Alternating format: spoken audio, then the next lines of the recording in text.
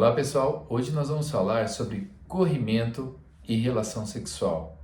E eu vou abordar o tema nos seguintes tópicos.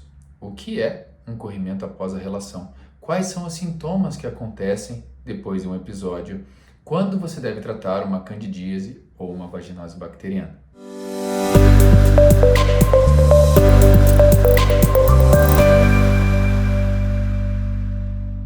Eu sou o Dr. Pedro Caron e este é meu canal sobre saúde da mulher.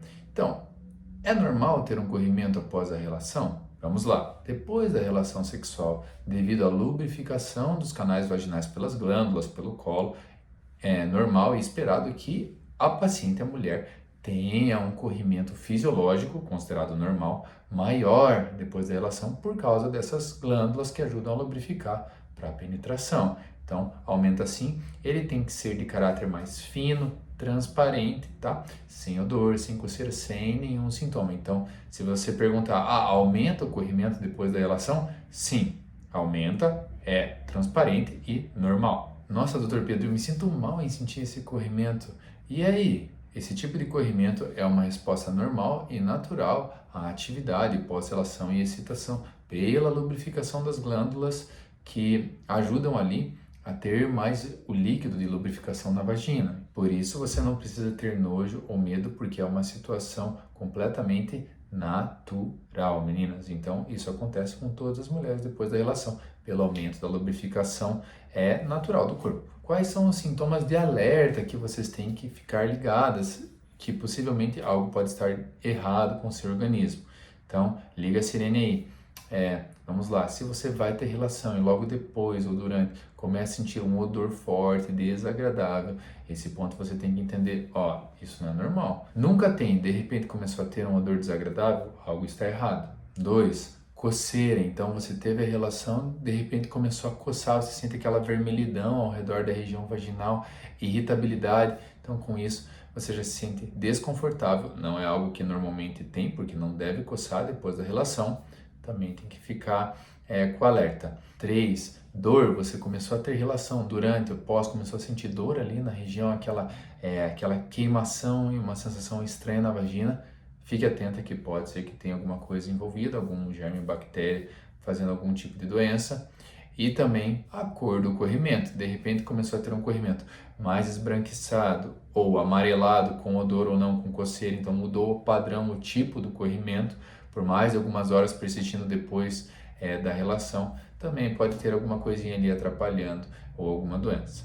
Doutor, e se eu estiver tratando um corrimento com algum creme vaginal e de repente eu vou ter relação, ele pode piorar? Pode sim, meninas, porque quando você está tratando algum corrimento, para ele para ter relação e depois volta a tratar, a relação por si só, ela baixa a imunidade, pH vaginal da mulher, pode alterar, diminui a quantidade de bactérias boas e com isso pode ter um desequilíbrio da sua flora e mesmo você tratando um corrimento, ele pode acabar piorando e você tendo recidiva da doença e tendo que prolongar o seu tratamento por mais dias. Então, eu sei que é triste, né, nesse ponto. O ideal mesmo quando você for fazer um tratamento de corrimento é evitar ter relação naquele período, mesmo que não seja uma doença sexualmente transmissível, tá? Uma infecção sexualmente transmissível, uma IST, tá bom? Candidíase. Vamos falar um pouquinho de fungo, que é um dos corrimentos mais comuns que acometem as mulheres.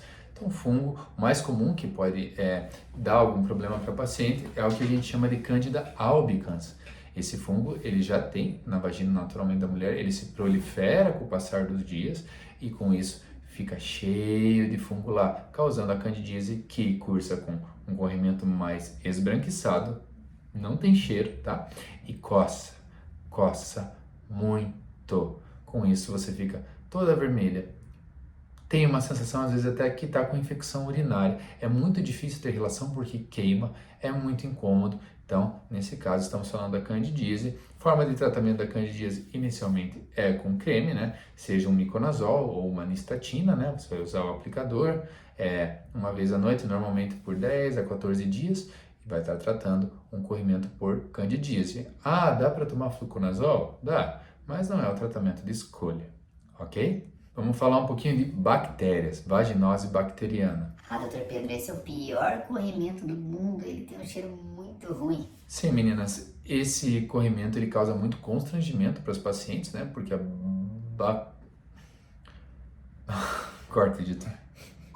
Porque a vaginose bacteriana, ela é um corrimento causado pela Gardnerella vaginalis e tem um cheiro muito forte, é uma bactéria ali que se prolifera e ela faz com que você tenha um cheiro pior, principalmente depois da relação. Você tem a relação, durante e principalmente após, o cheiro se exacerba muito e fica muito, muito forte. Isso dá uma questão de, até pode dar prejuízo durante a relação para o casal e diminui a qualidade de vida da paciente. Existem pacientes às vezes que não querem ir trabalhar porque estão se sentindo sujas e não higiênicas por causa do corrimento, sendo que não tem a ver, propriamente dito, com a higiene quando você já está com o corrimento. Então, é um vaginose bacteriana, então a pior característica é o odor, tem um cheiro ruim, é um corrimento amarelo acinzentado, né? Piora muito após a relação, então isso deixa um constrangimento para a mulher quando está com esse tipo de corrimento.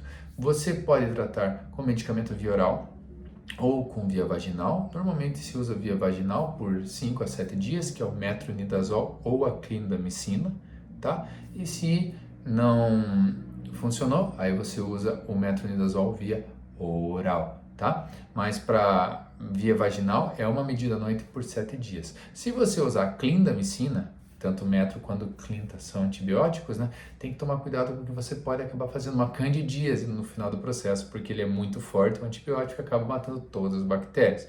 Então tem que tratar a candidíase também logo após. Então, metronidazol é a primeira escolha via vaginal por 7 noites. Agora vamos falar de um dos pontos mais importantes do vídeo, que é a prevenção.